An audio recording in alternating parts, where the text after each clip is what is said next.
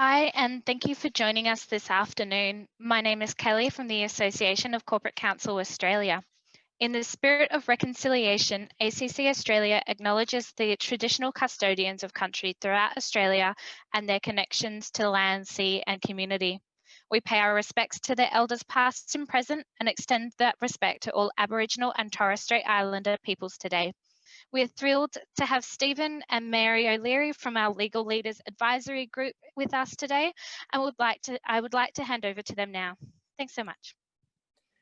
Thanks, Kelly, and welcome again, Stephen. Thanks again for coming to speak to us as a leader and a very significant leader in the Facebook context. Today, we have a bit of a privilege, which is to ask you anything we want.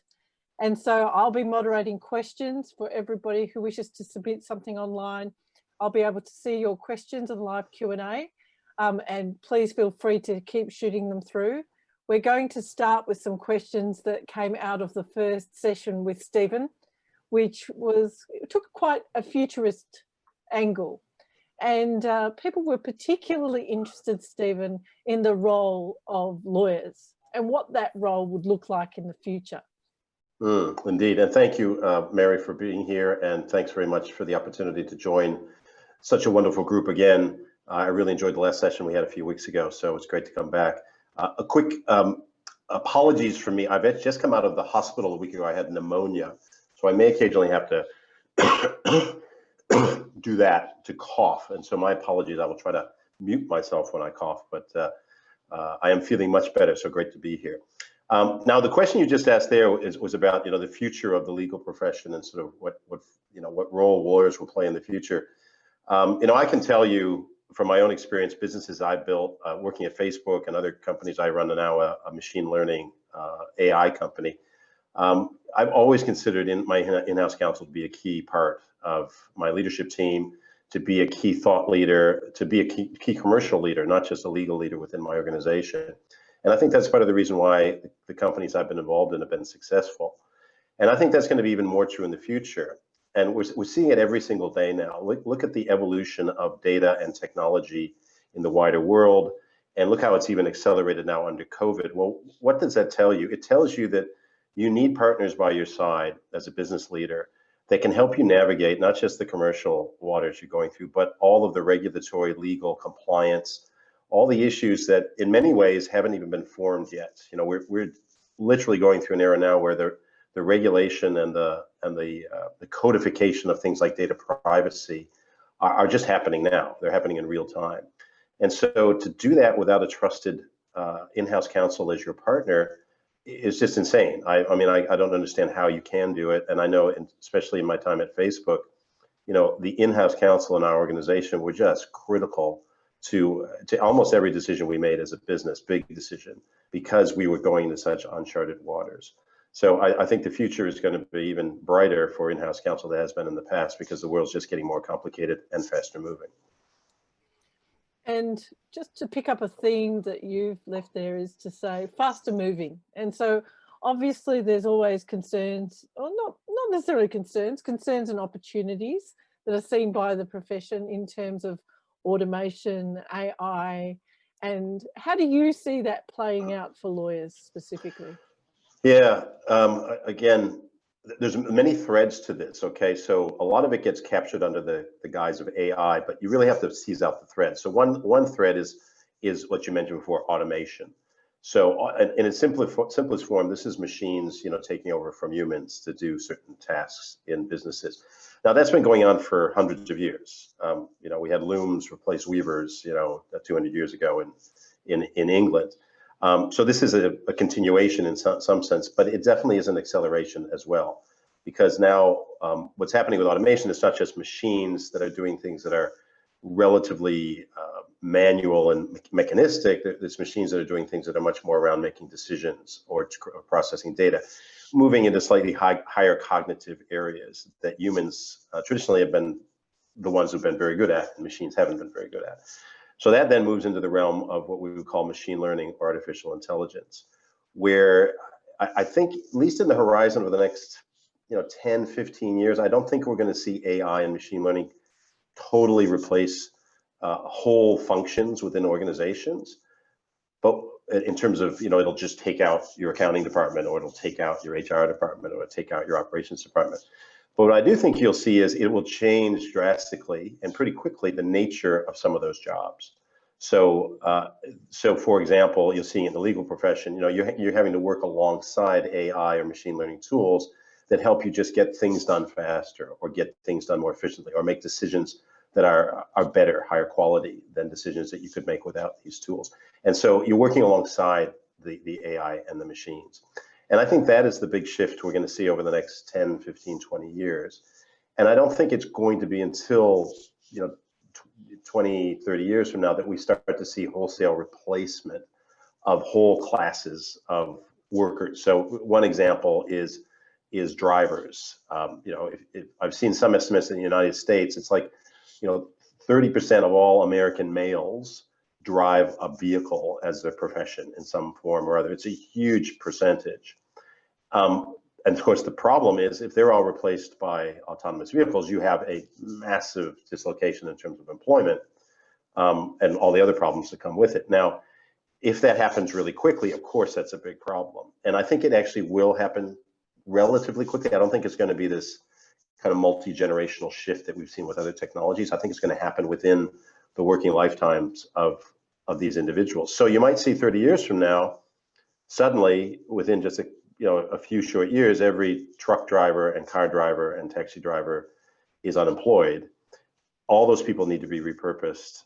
Many of them will need to be retrained. It will be a big task. So I think it is something that's not trivial and that society is going to have to face. I think the good news is we're not quite there yet. I think we still have a couple of decades to warm up to it. So, Stephen, one of the themes that came out of our last discussion was really a sense of corporate social responsibility and how to lead that change. What do you think are the most important attributes as a leader when there is technological change that operates so quickly? Yeah, a great question. I actually do. When I left Facebook, I was asked this very question by a lot of Australia's kind of CEOs and boards, and I actually sat down and I kind of codified it. I broke it down to what I saw as 8 elements of leadership in the sort of 21st century, and it was based on a lot of what we did at Facebook and what I learned about the folks did at Google and Amazon, Apple, other companies. I won't go through all 8 of them, but there's a couple that I would point to answer your question. So one is curiosity. When you're living in a world of fast change, particularly around technology, you have to be curious about just about stuff. I mean, just about what's going on around you. You have to pick up the new tools and gizmos and see how they work, see what they do. Do a little research. Download the app to your phone. If you want to learn about gaming or Twitch or something, well, get Twitch on your phone and see what people are doing. Gaming now is bigger than Hollywood, right? It's bigger than the movie business. It's a multi-billion-dollar industry. Most of us who are over a certain age would have no contact with it. And so my point is get curious and you can learn a lot. So I think that's one thing. I think the second thing is what I call dexterity with data.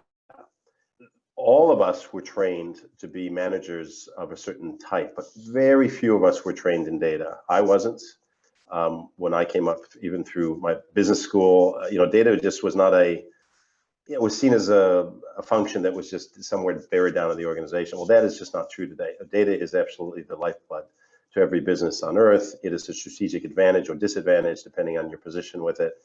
And every business on earth at the highest levels needs to have leaders that are dexterous with data, which means they can understand what's the data available to us? How would we make use of it? What's the toolbox for analyzing it?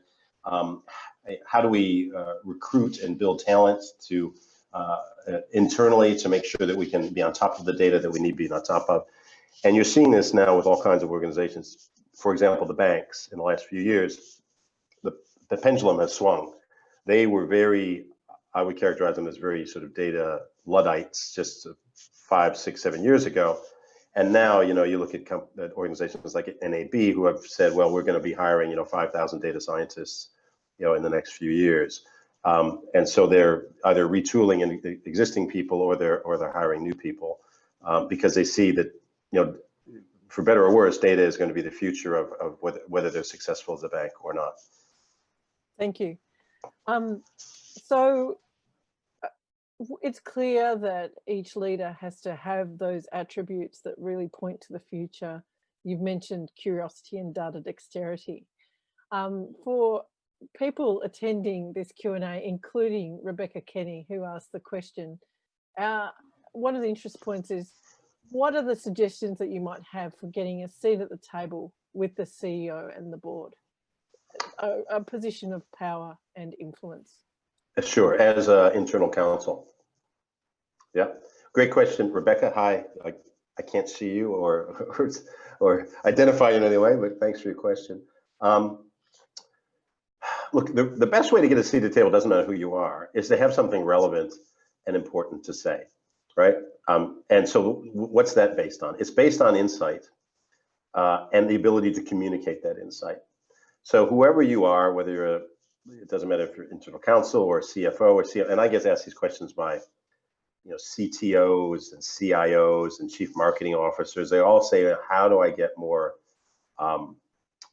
credibility with the CEO? How do I become the CEO? How do I get on the track to be the CEO? Because there's traditional paths in many companies to CEO, and it doesn't necessarily include the chief marketing officer or the chief information officer. It's the CFO, or it's an operations person that gets the top job. And it doesn't include the chief legal counsels either. And you might say, and my answer is always the same, you have to have something relevant to say. It has to be useful, and it has to be based on insight, and it has to be communicated effectively. And so really, think about what your power alley is, what you understand better than anybody else. Become a subject matter expert in something. So it's another piece of advice I give to everybody. In every business, I say, become better at something than anybody else in the business. Anybody. And if you can be that person who's really good at something, and that happens to be something, ideally it's something that's important to the strategic future of the business, you can set yourself into a position where you become indispensable.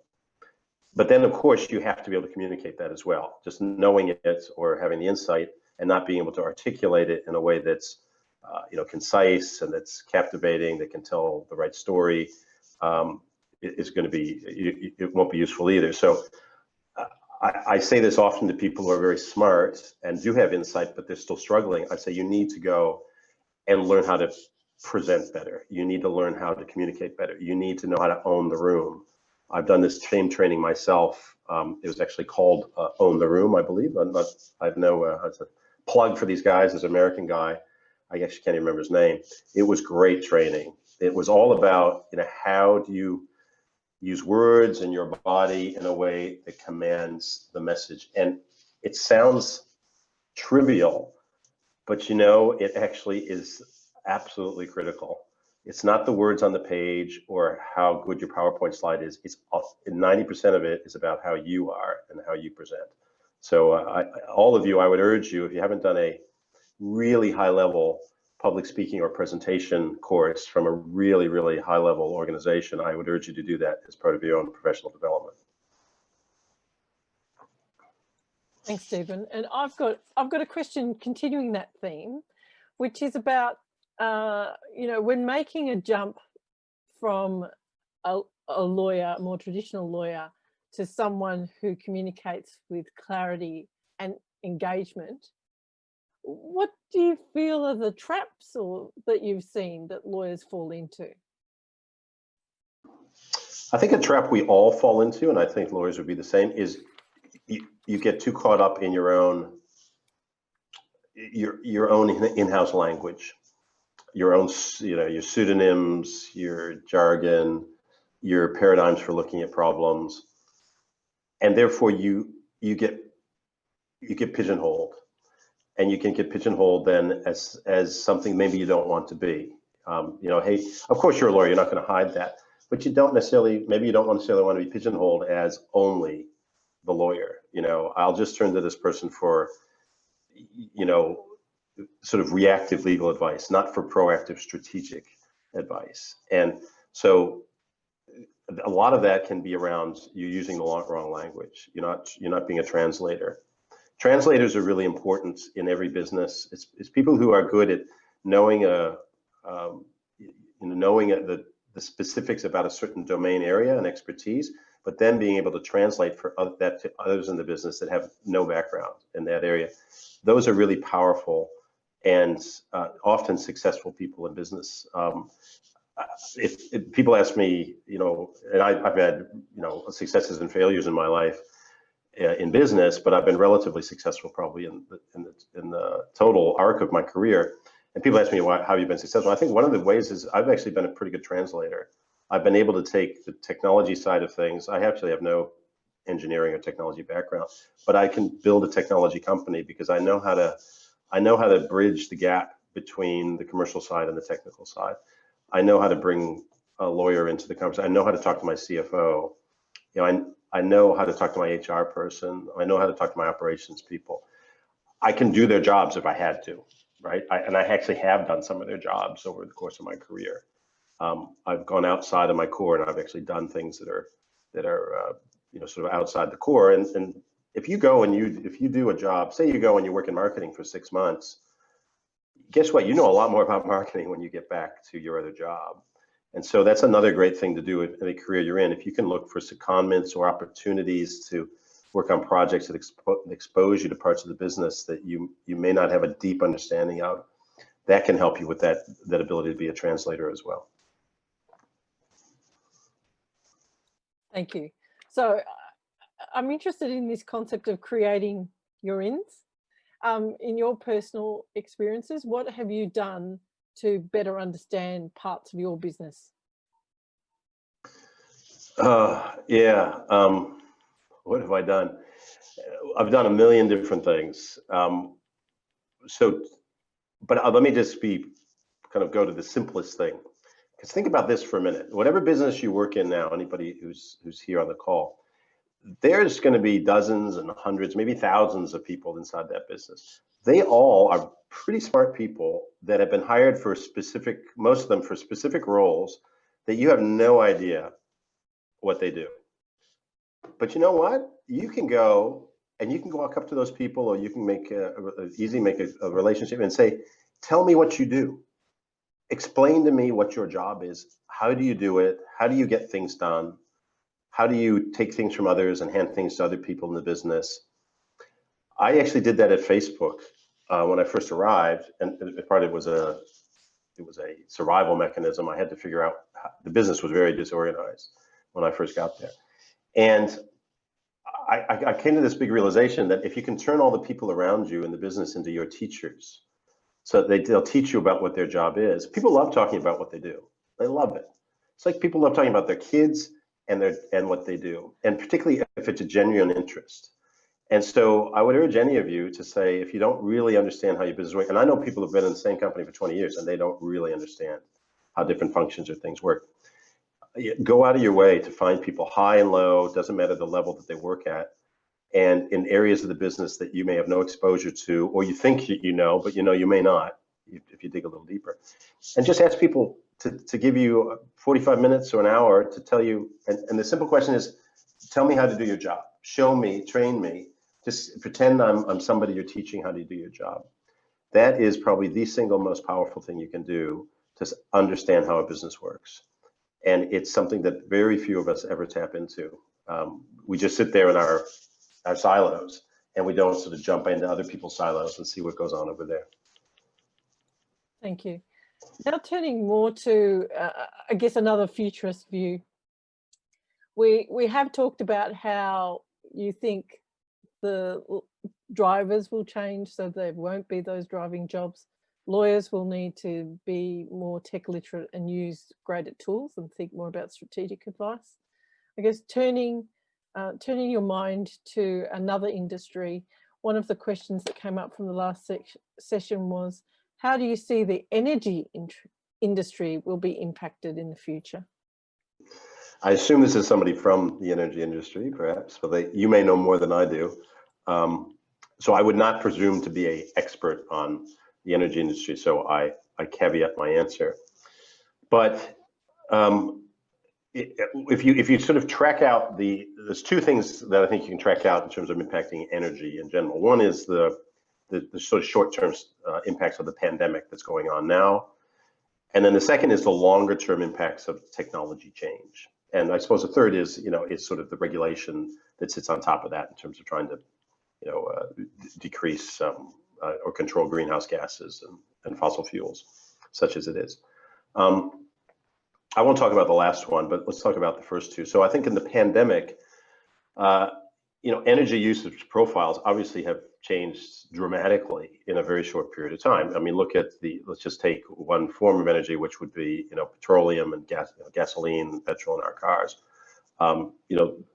I don't have data on this, but you can imagine the map of how any city in the world, how petrol stations are functioning, how much petrol they're pumping has changed dramatically in the past few months. I mean, probably almost unrecognizable, probably to the extent that, a large percentage of those networks are now obsolete. They at the current time, they're not pumping enough petrol and doing enough business to justify their existence, but they're still there. You can't just shut them down overnight.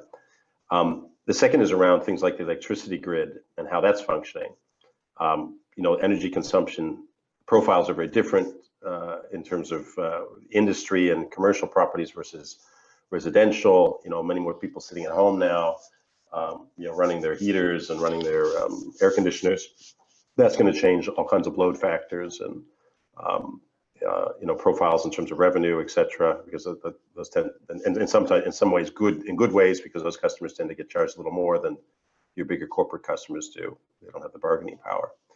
And then I think probably the bigger longer term questions are going to be around, with some of the longer term effects of the pandemic, the hangover, we don't all go into cities anymore the way we used to. Many of us do work from home, there's local kind of work hubs that are built in more local residential areas than everybody going into a major CBD.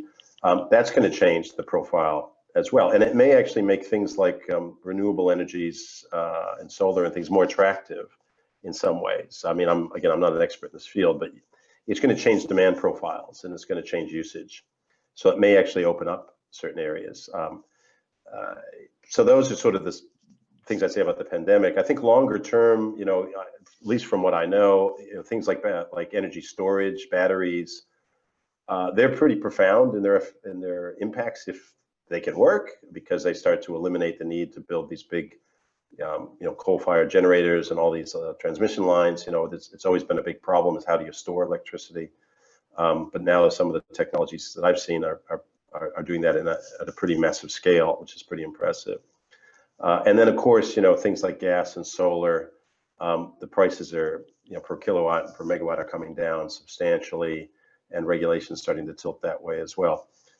And every time you look at Australia, it does, again, I'm not in the energy sector, but you just say, why couldn't we put a couple hundred square kilometers of solar cells out there in the deserts and, power the whole country? I mean, surely it's technically possible. It's probably just not currently economically possible because the alternatives still are too inexpensive. But Australia, I would think, has a natural advantage in solar energy, which is probably maybe we become a net exporter in the years ahead.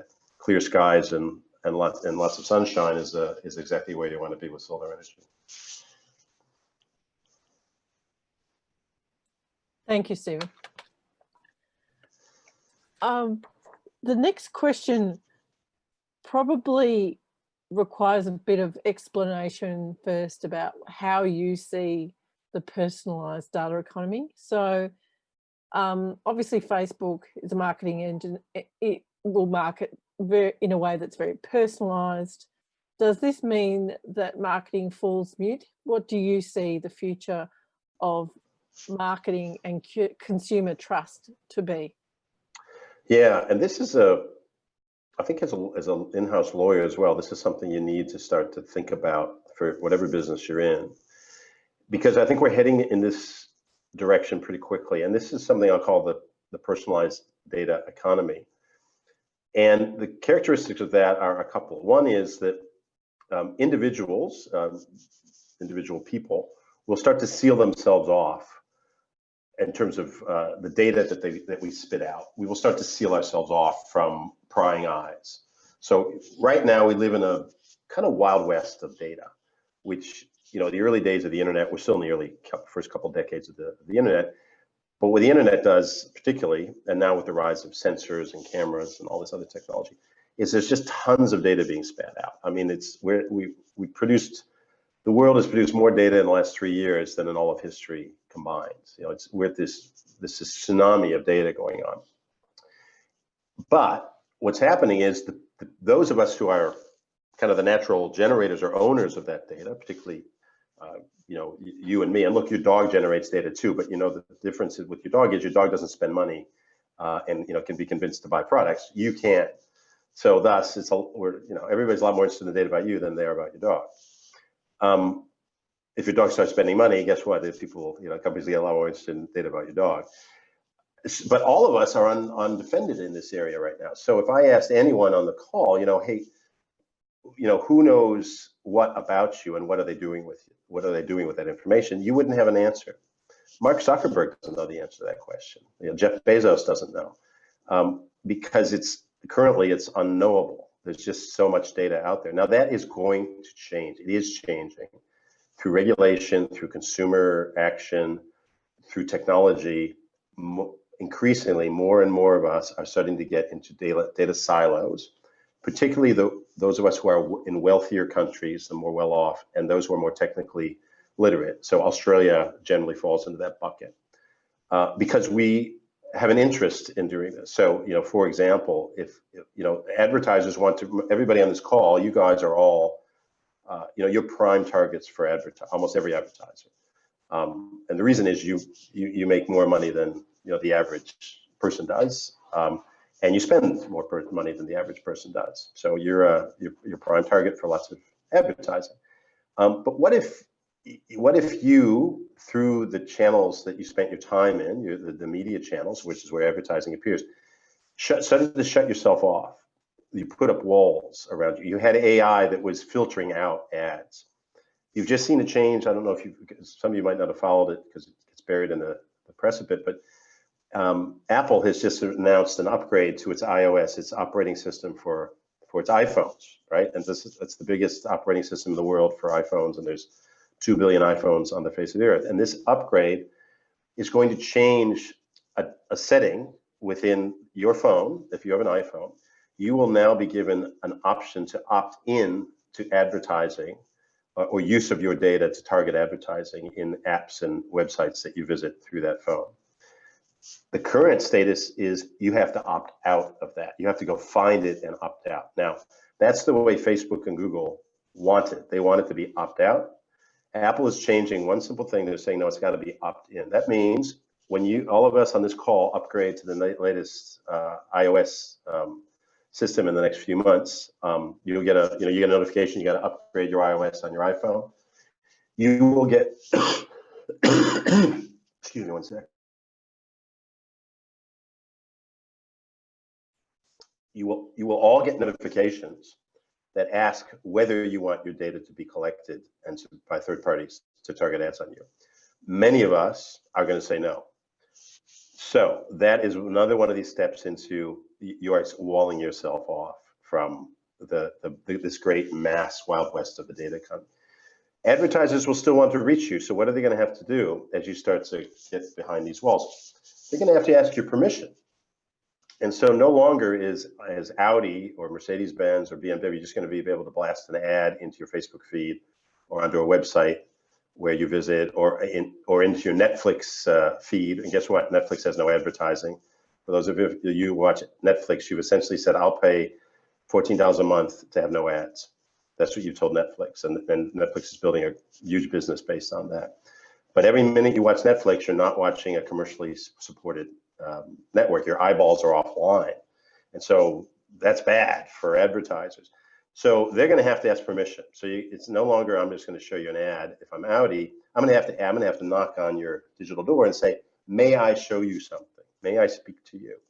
And so I think within the next 10 years or so, we're going to have this rise of permission-based advertising. And advertising is probably not even the right word for it anymore. It's permission-based marketing, where you're going to ask permission of people. And your answer could be, well, you got to pay me even to look at your content. I'm not going to look at your content unless you pay me. And guess what? I don't want to just look at an ad you've made for 100,000 other people. I want specific content that's tailored just for me, because my time's valuable. My eyeballs are valuable, and I'm not going to waste my time with you. I mean, you kind of think about even how all of us have acted over the past few years with things like spam or EDMs coming into your inbox. I mean, we have spam filters now. A lot of EDMs don't even reach us. This is just it's happening. It's happened in certain forms like that, but now it's going to happen across the wider media economy.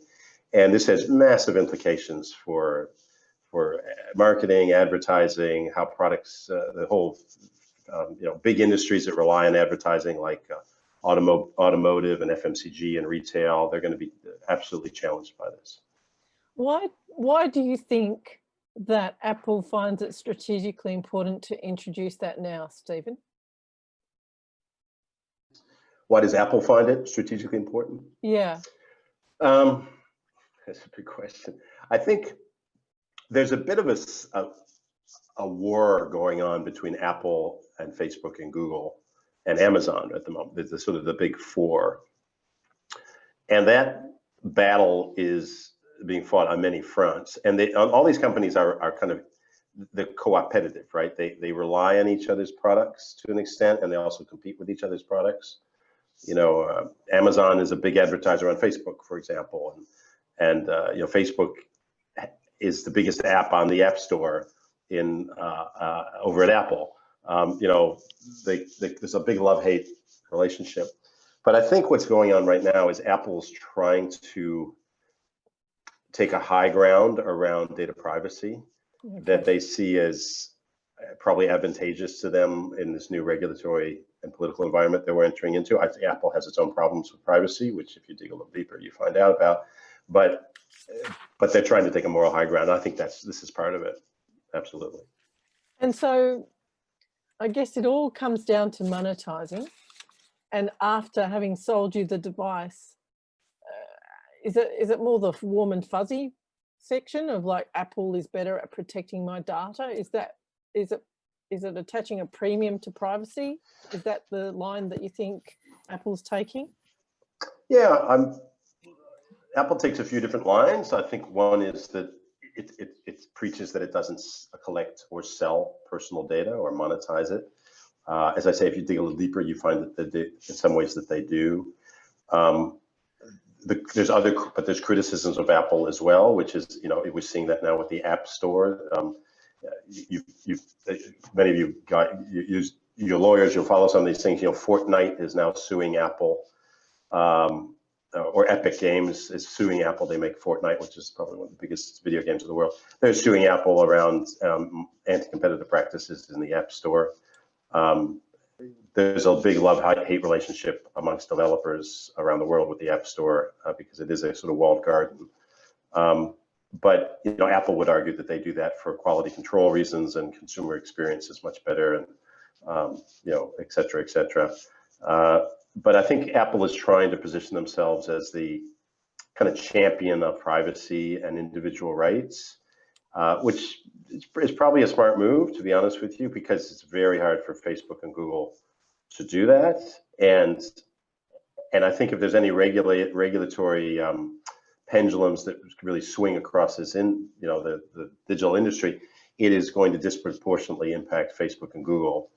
I think Apple will emerge relatively much more unscathed through that, because they aren't reliant on hoovering up data to make money. At least not today. They build, they would argue they build great products that people are willing to pay a premium for, and I guess you could say that's true. Thank you. So we've talked about the personalized data economy, but the second part is even harder, which is knowing that we've become quite skeptical about the use of our data. How do companies regain consumer trust? And how do companies market in a way that's effective and not viewed with cynicism? Yeah, great question. I think there's an answer that has nothing to do with data. I say data being my American accent. And that answer is if you're going to say something, it's got to be true, right? Because I think today it's very hard in the age of social media. It's very hard to get away with something that's not a true statement around your product or service. So if you're going to say something about your ethical stance on data or consumer privacy, it has to be true. And it has to be true, not just at 40,000 feet, but all the way down into the weeds on the ground. That's critical. So one. Two is, I think consumers are getting savvy enough now. This conversation, even now that we're having right now, we couldn't have had 10 years ago, because we wouldn't have had a common understanding of any of this stuff. But now I think that we are building a very common understanding. So consumers are savvy enough to understand there's companies that are misusing or using my data in ways that I may not like. Now, in some cases, they're simply going to withdraw from those parts of the economy or those services that give them something for free, but the reality is they're paying for their data. But in other cases, they may have no choice. They have to buy. You have to buy electricity. You have to. There's not a lot of choice in certain products and services. But so in that case, maybe companies have a little more leeway. But I would urge any business out there that's listening. I mean, you need to really sit down and think through what's the ethical stance we want to take in the future of the data economy. How are we going to? What's the promise we're going to make to consumers? And then how can we make sure that we're keeping this promise throughout the entirety of our organization? And that is hard to do, to be honest with you, because there's so many data it's leaky boats, right? There's data collected everywhere. You don't necessarily know how it's being used. It's very hard to you can't click on a screen and just see in one report, what's your data landscape like and how well you're protecting privacy. It's very hard to monitor. And so, but that's just the way it is. You still have to have a point of view and try to stick by it.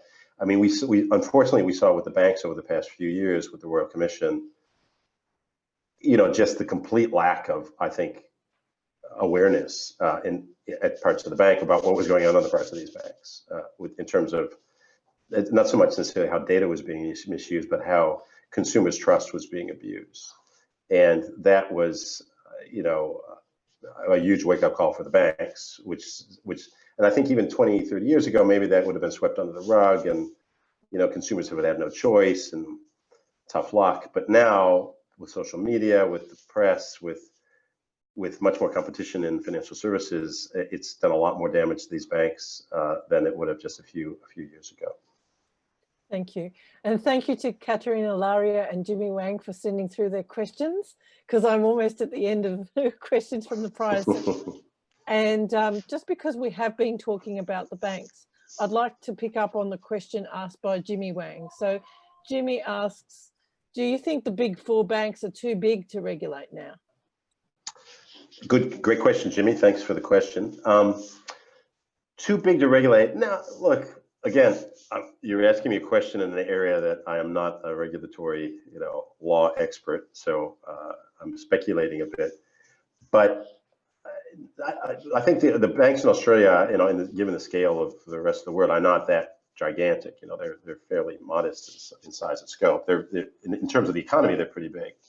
But no, I don't think they're too big to regulate. And I think that, if anything, I think the banks in the next few years, their relative size is going to shrink.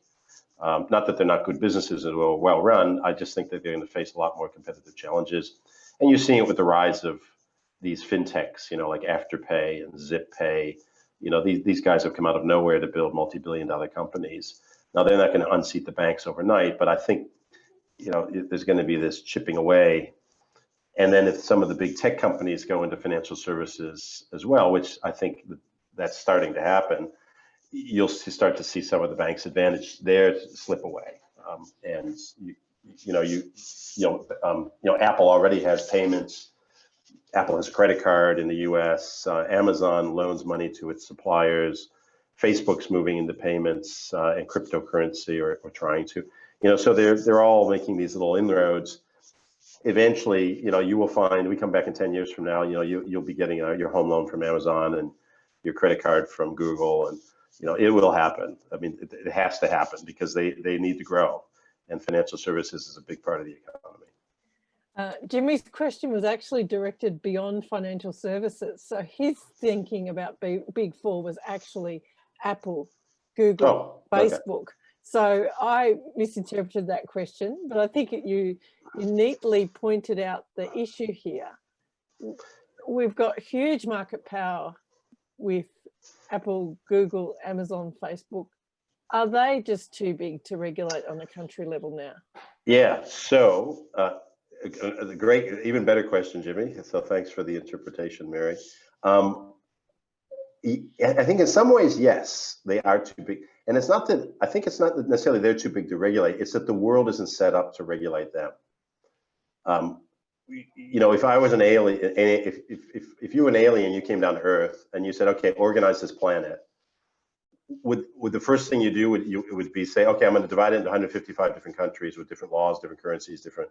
No, that was not what you would do. You'd say, well, you know, maybe I'll make, you know, a couple different jurisdictions, maybe Africa over here, a little Asia here, you know, then we have the rest.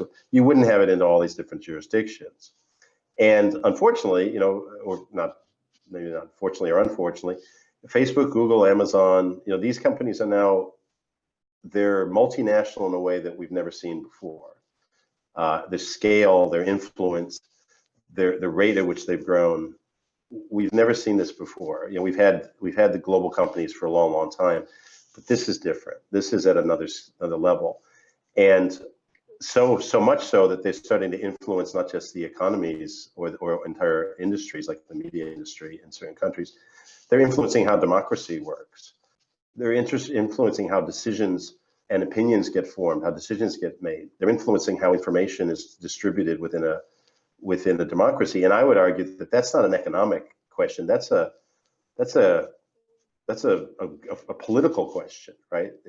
And so in a way, they've moved from just being economic entities to political entities, but we don't really have the tools to deal with them in that fashion, right? I mean, just there was a headline today that, you know, Facebook came out and said that here in Australia, that if the Australian government wants to push forward with its code of conduct around forcing Facebook and Google to pay for journalism, for news that appears on their sites, Facebook has said, well, we're just not going to have news on our site then, because we don't want to pay anybody. In a sense, if you step back, that's sort of I think it's not too far to say that that's an attack on Australian democracy. It's an attack on the Australian information economy. Now, if China did that, or Indonesia launched that sort of attack, what would we do? The prime minister and the foreign minister, I mean, we'd be rattling the torpedoes and the submarines, right? It could even be something we say, well, this is almost like a warlike aggression. You know, it's like a cyber attack. But in this case, it's just an article you read in your news feed, and then, oh, well, we'll see what happens. And I just think, to answer your question, Jimmy, we're absolutely not set up to deal with this. We know Facebook and Google are not treated as sovereign entities. They're companies that we're trying to regulate, but in the way they have more power than even any country in the world. So it's just a weird. They're these creatures that we've never seen before. So I don't have the answer there, but I can definitely see some of the problems. Thanks, Stephen. I've got a question that came in from Anne Tyden, and hopefully I've pronounced that correctly, Anne. It is on a similar theme. So it's about data privacy regulation and the fact that different countries have different data privacy regulation regimes. Even different states within the one country can have different privacy regulation. So how do you think international businesses should approach data privacy? Do you think they should approach like a tighter control on a global basis, or try a country by country approach? Yeah, great question. Very hard to give a general answer, because I think there's a third factor involved here, which is things are changing. They're so dynamic, right? A few years ago, we didn't have GDPR. Now we have GDPR. California, in the US, it's come every few years, seems to come out with a new data privacy sort of regulation or kind of edict that is unique to California, but the rest of the United States has to pay attention to it because California is so big. different countries, it's just changing. I mean, I couldn't even tell you. I mean, I've lived in Australia a long time. I ran Facebook here. I don't even really know what the data privacy laws are in Australia because they changed. And a few years ago, I knew what they were, but now they're different. I was responsible for New Zealand, and I really couldn't tell you where New Zealand sits today either. So I would add that to the challenge that you just said there. It's, do we go global? Do we go local? But I think in that context, you have to have local insight that's very deep in every country that you operate in. I don't think you can pretend to know how you're going to have a data privacy policy that's going to be applicable to each country unless you have a deep understanding of each one of those countries. And so this is good news. I think it's good news for lawyers and regulatory experts, and because this landscape is changing all the time.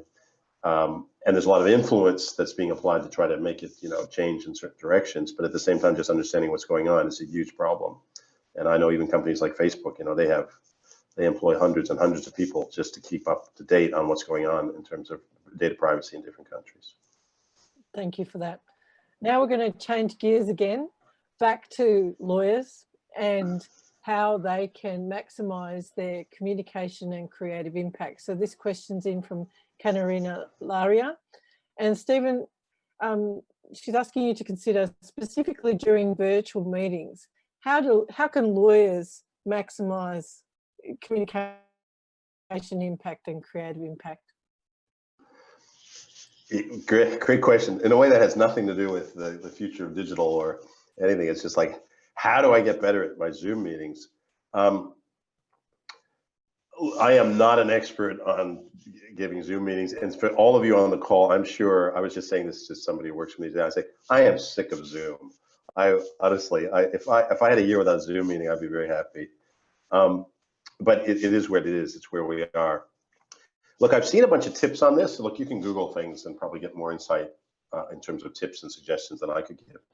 But I think there's a couple things. So one is, it's like when you're in front of somebody in person, try to use, and I probably violated this now today, but use more of your body, use your hands, try to keep your face animated. None of us like looking at our face. I mean, it's one of the horrible things about Zoom. It's like, oh my God, that's what my face looks like. Just try to be animated. Don't be so focused on your face. Add some humor to things, even if you can't see anybody laughing. I try to do this on every Zoom call I'm on. I try to have some little joke, or I put up some little, meme or something. I just try to add a little surprise and delight to things, because otherwise it's just a boring Zoom meeting after Zoom meeting. And I think the other thing is think about and look for tips about how to communicate best. The temptation with Zoom for all of us is just, here's my PowerPoint slides. I'm going to show my PowerPoint slides. And I don't think that is necessarily the best way to convey. Sometimes, look, that's essential. It's, it's easy to do, etc. But if you really want to convey something and it's important and you want to kind of cut through, I think you need to step back and you need to think a little differently about your traditional, bullet points. Putting up a slide full of bullet points that's hard for people to read is just a disaster on Zoom. So you can do simple things. This is what I went, and I was always taught this, at least for projecting. You should always use font size no smaller than 14 points. Now you need to test that on Zoom yourself. Find the right font size. Don't force people to squint into the camera to try to figure out what your slide says. Use a bigger font size, number one. Number two, throw in some photographs and actually graphics and stuff. Like, I know if you're lawyers and stuff, maybe you think, well, you don't need it, but the brain does not respond well to constantly reading things. It needs some graphical stimulation. So sometimes just putting a photo in there or a quick video, if it makes sense, do that. The third thing is I tend to use what I call build slides a lot. So I never put up one slide with all my points exposed at the beginning. I will click and what the point I'm talking about will be the one that gets shown. Then I will click and the second point that I'm going to talk about is shown. Even if I have 10 points on the slide, I do not show all 10 at the beginning. We all do this. As soon as they go up there, everybody starts reading your slide and they don't listen to what you're saying. You need to control people's attention by, and I would even urge, don't have slides that are just a whole bunch of bullet points. Break it in. If you have 10 points, make it 10 different slides, and just use some big letter. I learned this after I left Facebook, and I started doing. I got invited to do a lot of keynotes, and I went and I kind of looked at what really good keynote speakers did. And one thing I noticed they all do, and you can look at somebody iconically, somebody like Steve Jobs, is they put one word on the slide, and it's a black background, and it's one word in white or something, and it just says. And so I really learned to be very economical, to almost boil down to 1 or 2 words on some of my slides, like very, very few. Now, you can't always do that, I know, when you're giving a detailed presentation, but really think hard about economy of words, and how you don't overuse PowerPoint, because it will. Some people love PowerPoint in death by PowerPoint, but I think that's a very small percentage of your audience. So I hope that helps. Thank you. We're into our last 5 minutes, everybody.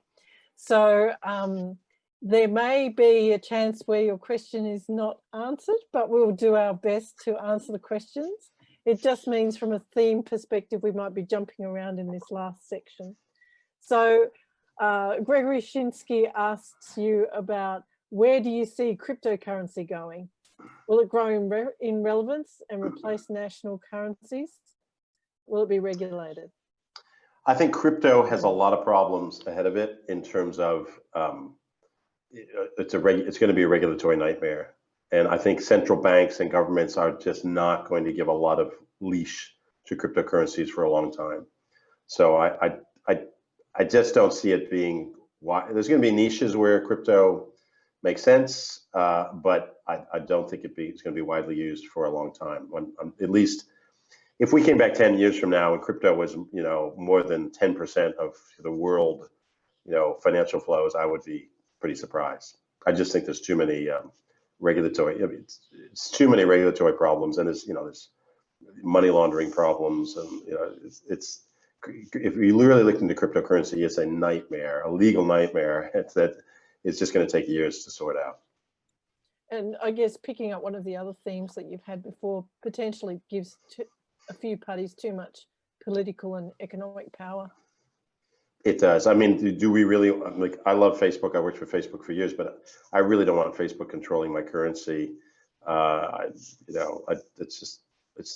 just not I'm happy for Facebook to do other things, but I think that's something I'm reluctant about. And I think a lot of people are getting much more reluctant about that as well. Thank you, Stephen. We've got a second last question from Abhivit Orr. What are the most influential trends that we need to watch out for as legal and strategic counsels, specifically in software? Trends. So one is going to be how AI and machine learning sort of transforms the nature of what software is and does. So it becomes much more dynamic. It changes in real time.